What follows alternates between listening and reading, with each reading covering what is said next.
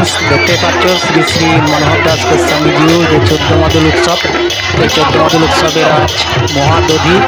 এই দধিতে সবাই আবির টাবির মেখে খুব আনন্দ করছে। তো আমাকেও ভাই সবাই মিলে একটু আবির মাখিয়ে দিল।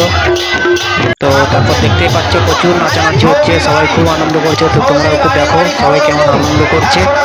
আর যদি তোমরাও এই আনন্দে আসতে চাও তাহলে প্রতি 3 বছর অন্তর একবার করে হয় এই 14 মাদুল উৎসব।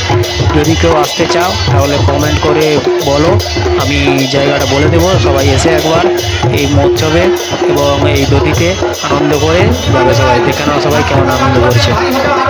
আর সবাই কমেন্ট করে জানাবে এই আনন্দ কেমন লাগলো তোমাদের।